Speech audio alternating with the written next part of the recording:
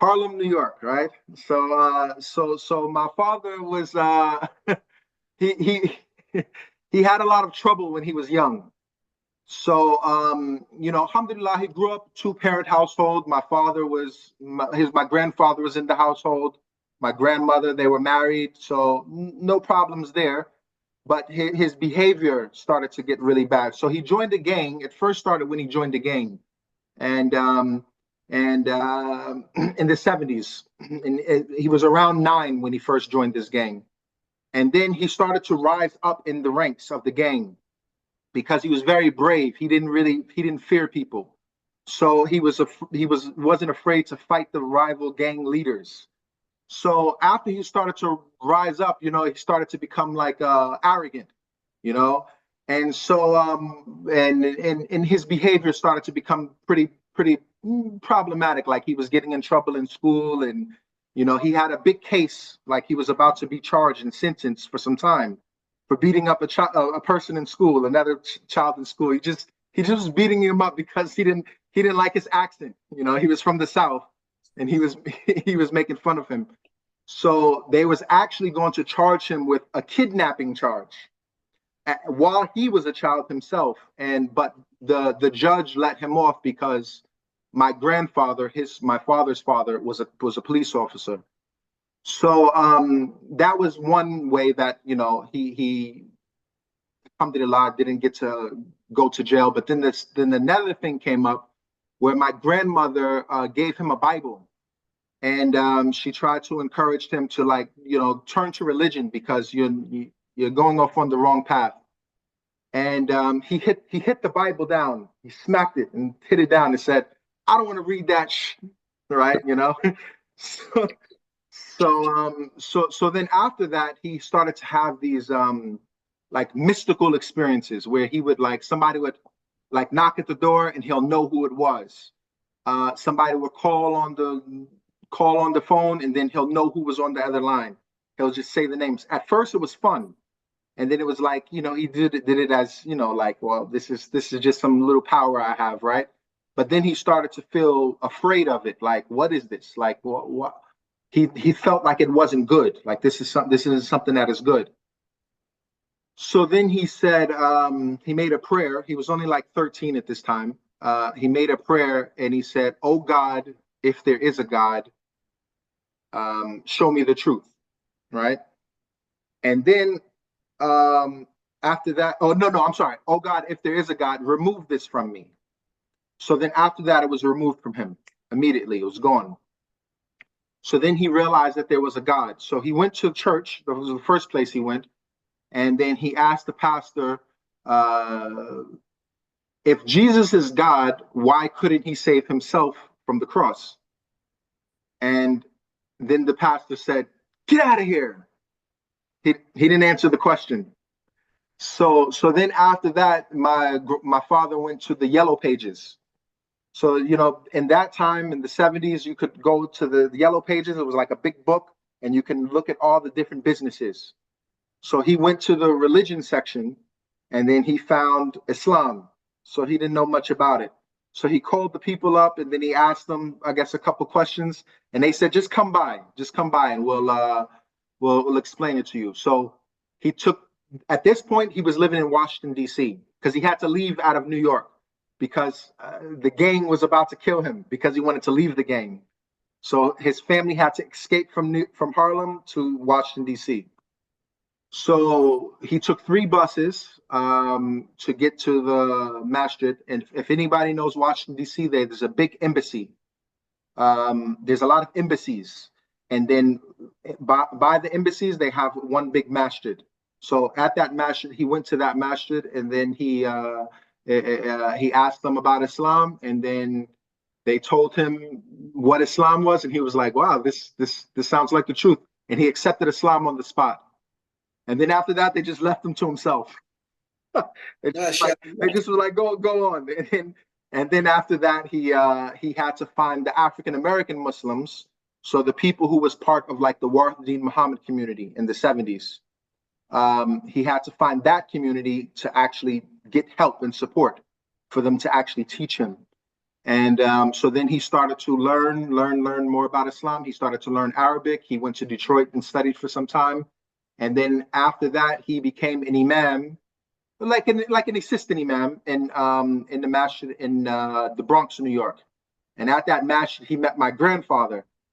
So my grandfather was leading the prayer one time, and then my father corrected him. So anyone who knows my grandfather knows that he was a very tough person. He still is alive today, but he was a very tough person when he was young. So people. What's his name? Warithuddin Umar. Okay. Yeah, Warithuddin Umar.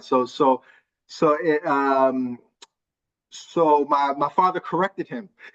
He corrected him on his tajweed when he was reciting, and then so my grandfather was like, almost like shocked behind this, like how dare you correct me? But then my grandfather actually started to respect my father because of that, because everyone else was afraid of him. So then my grandfather started to ask about my father, and he found out he was a person of good character, and then he introduced him to my mother, Allahirama, and they married, and I was the firstborn, alhamdulillah. Allah Akbar. But I'm a little confused though. So your grandfather, that was your mom, your mommy's father. Correct. طيب. Alhamdulillah, bal makanya nyiniga. Angwa dona afache dona slamela chugodi. Akale fache dona slamela chugumla kumeni York ko fe aya décidé kata eta warela. Donc on a alhamdulillah fache kunye depuis à l'âge de 9 ans, afache kume gangster adona gengila. Akara gangster à l'âge de 9 ans.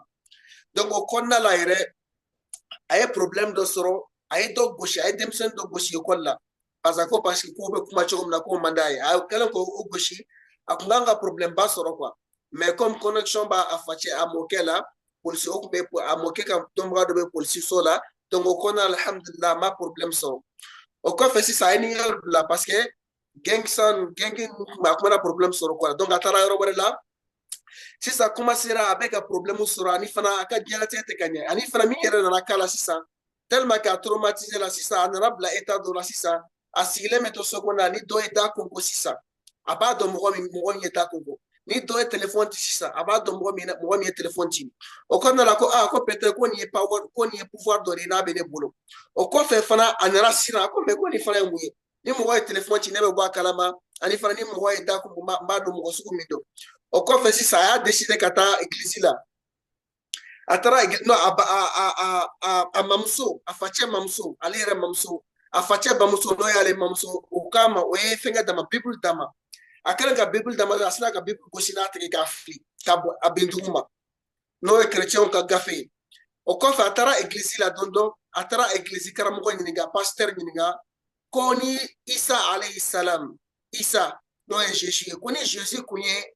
Ala e ko muna Jésus ma se ka yɛrɛ sauver ka bɔ yiri la o kɛlen k'a bila yiri la ka bolo fila ginge o la pasteur o ma se ka répondre donc a bɔra yen nɔ o kɔfɛ sisan a taara Washington a kɛlen ka taa Washington alhamdulillah non yala ka taa Washington dans 1970 livre belebeleba dɔw kun bɛ yen nɔ i b'u lajɛ information min b'i ma ko bɛɛ i b'a bɛɛ ye donc o kɔnɔna alhamdulillah sina ka silamɛya sɛbɛnni a commencé à téléphone ci ka mɔgɔ ɲininka ko silamɛya ye mun ye o kɔfɛ alhamdulillah a kɛlen ka taa Washington a kɛlen ka taa o misiri la u ye silamɛya ɲɛfɔ a ye a donna silamɛya la dɔrɔn et puis fana olu y'a bila ka taa sisan a commencé a bɛ ka américain noir minnu donna silamɛya la a commencé a bɛ k'olu yɔrɔ ɲini wala olu tun ye sunamɔgɔ ye donc a commencé a bɛ k'olu yɔrɔ ɲini ala y'a kɛ alhamdulillah sera k'olu ye ani fana ye silamɛya ɲini ka kalan jusqu'à ce que alhamdulillah ale yɛrɛ kun bɛ alimami ka assistance de ye donc o kɔfɛ a kɛlen ka taa New York a taara New York a taara seli a ye an balimakɛ mɔkɛ kɔfɛ parce que an balimakɛ mɔkɛ déjà ale kun ye alimami ye donc a ye tɔ seli la kɔfɛ dɔrɔn a mɔkɛ ye erreur dɔ kɛ dɔrɔn ale a facɛ y'a corriger facɛ kɛlen k'a corriger waati min na alhamdulillah kɔfɛ facɛ mɔkɛ in dimina de ko mun na facɛ b'ale corriger parce que bɛɛ kun bɛ siran mɔkɛ ye mais ale facɛ ma siran jusqu'à ce que alhamdulillah mɔkɛ ni fakɛ u nana bɛn jusqu'à ce que mɔkɛ ye a furu ale bamuso ma parce que an bɛ k'a fɔ k'a mɔkɛ a bamuso fa de don donc o y'a mɔkɛ mais sisan alhamdulillah bamuso fa in o de ye ale bamuso furu ale facɛ ma alhamdulillah o bɛɛ donna silamɛya la beautiful story may Allah azza wa jalla bless your parents and make us and make us and them all firm upon Islam up until we die, and make our abode paradise, Jannatul Firdaus. So inshallah, close inshallah. Can you tell us your experience in living in America and going to Saudi Arabia, alhamdulillah, to teach English over there? If you can summarize that for us due to the time, inshallah.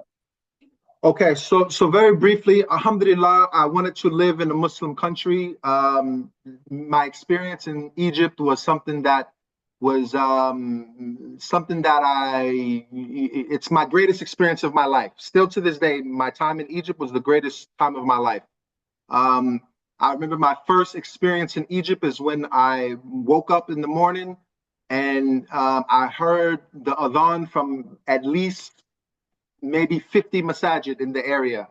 And then it woke me up out of my sleep. I didn't need an alarm. So that was the first time in my life that I experienced that. So I just said, I would love to be in an environment where I can always hear the adhan and you know, pray wherever I am. So that's why I went back to go live in Saudi. Alhamdulillah, I appreciated that experience. It was a very good experience to live around Muslims, you know, to just to sit in the durus of ulama. You know, there's scholars everywhere, and